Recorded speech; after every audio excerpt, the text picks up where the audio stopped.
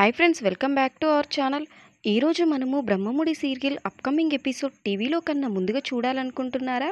అయితే మా వీడియోని ఏమాత్రం స్కిప్ చేయకుండా చివరి వరకు చూడండి.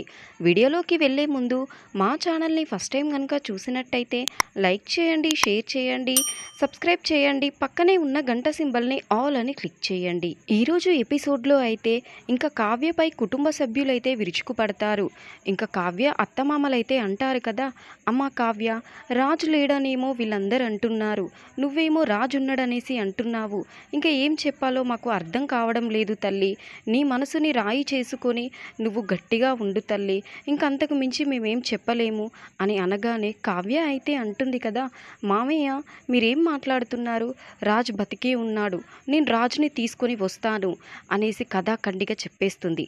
అప్పుడు ఇంకా రుద్రాణి అయితే అంటుంది కదా, అన్నయ్య కావ్య అలా అంటుంటే మీరేంటి వెనకేసుకొస్తున్నారు, రాజు ఇక్కడ ఉన్నాడు, రాజు లేడని చెప్పాలి కదా అని అనగానే ఇంకా అపర్ణ అయితే అంటుంది కదా, రుద్రాణి నువ్వాగు, అర్థమవుతుందా, కావ్యకి నమ్మకం ఉంది, కావ్య మాటలు ఒక్కొక్కటి వింటుంటే మాకు నమ్మకం కుదురుతుంది, కాబట్టి మేము కావ్యని ఏమీ అనలేము అనేసి మొహం మీదే చెప్పేస్తుంది. ఇంకా రాజు వల్ల నాయనమ్మ అయితే అంటుంది కదా, మన రుద్రానికి ఎన్ని చెప్పినా ఎన్నిసార్లు తిట్టినా కూడా బుద్ధి మాత్రం రావడం లేదు అనేసి అంటుంది.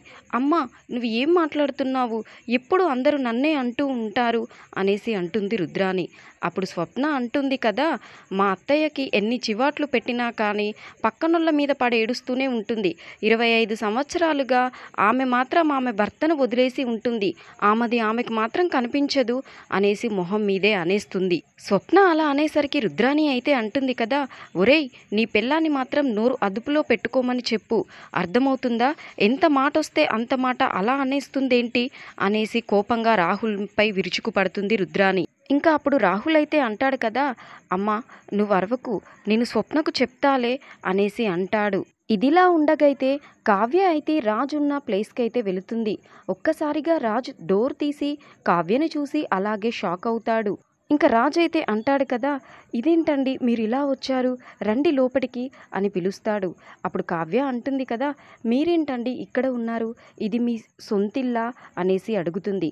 అప్పుడు రాజు అయితే అంటాడు కదా, కాదండి ఇది మా ఆంటీ వాళ్ళ ఇల్లు అనేసి అనగానే అంతలోగా రాజు ఉంటున్న ఆవిడైతే బయటికి వస్తుంది. ఇంకా రాజు అయితే అంటాడు కదా, ఆంటీ తినకు యాక్సిడెంట్ అయితే నేనే కాపాడాను అనేసి చెప్తాడు.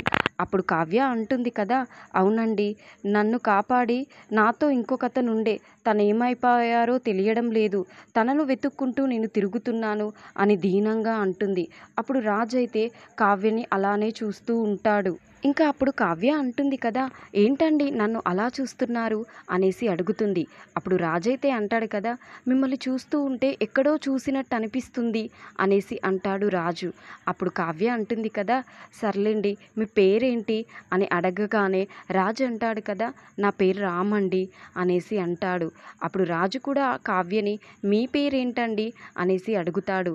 అప్పుడు కావ్య అంటుంది కదా, నా పేరు కళావతి అండి అని చెప్పగానే రాజు అయితే ఒక్కసారి చిరునవ్వుతో నవ్వుతాడు. ఇంకా అంటాడు కదా, ఏంటి మీ పేరు చాలా బాగుంది అనేసి అంటాడు. అప్పుడు కావ్య అంటుంది కదా, నాకు ఇష్టమైన వాళ్ళు పెట్టిన పేరండి ఇది అనేసి చెప్తుంది. ఇంకా కావ్య వెళ్ళిపోతాను అనగానే రాజు అయితే అంటాడు కదా, ఒక్క నిమిషం ఆగండి, మా ఆంటీ కాఫీ చాలా బాగా పెడుతుంది, ఆంటీ మీరు తనకి కాఫీ తీసుకురండి అని అనగానే ఇంకా పైనుండైతే రాజు వల్ల మరదలు కిందికి వస్తుంది. ఒక్కసారిగా కావ్యను చూసి అలానే షాక్కి గురవుతుంది. దగ్గరికి వచ్చి ఈమె ఎవరు బావా అనేసి అడుగుతుంది. అప్పుడు రాజైతే అంటాడు కదా, ఈమె ఎవరో నువ్వు గుర్తుపట్టలేదా అనేసి అంటాడు. ఒక్కసారిగా షాక్ అవుతుంది. బావకి గతం మొత్తం తెలిసిపోయిందా అని ఆలోచిస్తూ ఉంటుంది. ఏంటి అలా ఆలోచిస్తున్నావు అనేసి అడుగుతాడు రాజ్. ఆహా ఏమీ లేదు, నాకు గుర్తుకు రావడం లేదు అనేసి అంటుంది. అప్పుడు రాజ్ అంటాడు కదా, నేను కాపాడింది ఈమెనే అనేసి అంటాడు. ఇంకా కావ్య అయితే కాఫీ తాగేసి వెళ్ళిపోతూ ఉంటుంది. ఇంకా అప్పుడు రాజ్ అయితే కావ్య కోసం గబగబా స్టెప్స్ వెక్కి తొంగి తొంగి చూస్తూ ఉంటాడు. ఇంకా అప్పుడు వాళ్ళ మరదలైతే అనుకుంటుంది కదా, అర్జెంటుగా నేను పెళ్లి చేసుకోవాలి, లేకపోతే ఈ కళావతి దూరేసి రాజుని తీసుకొని వెళ్ళిపోతుంది, ఎలాగైనా మా అమ్మ నాన్నతో మాట్లాడి రాజుని పెళ్లికి ఒప్పించాలి అనేసి గట్టి నిర్ణయం తీసుకుంటుంది. ఇంకా రాజుని పెళ్లి గురించి అడిగేసరికి రాజైతే అంటాడు కదా, నాకు ఇప్పుడే పెళ్లి మీద ఇంట్రెస్ట్ లేదు, నేను ఆలోచించుకొని చెప్తాను అనేసి అనగానే కుటుంబ సభ్యులు అందరూ షాక్లో ఉండిపోతారు. ఇంకా కావ్య అయితే రాజుని ఎలాగైనా కావ్యని గుర్తుపట్టేలా చేసుకోవాలని ఆలోచిస్తూ ఉండి రాజుకు నచ్చిన వంటకాలన్నీ వండి పెడుతూ ఉంటుంది. చూసారుగా ఫ్రెండ్స్, ఈ వీడియో కనుక మీకు నచ్చినట్టయితే లైక్ చేయండి, షేర్ చేయండి, సబ్స్క్రైబ్ చేయండి.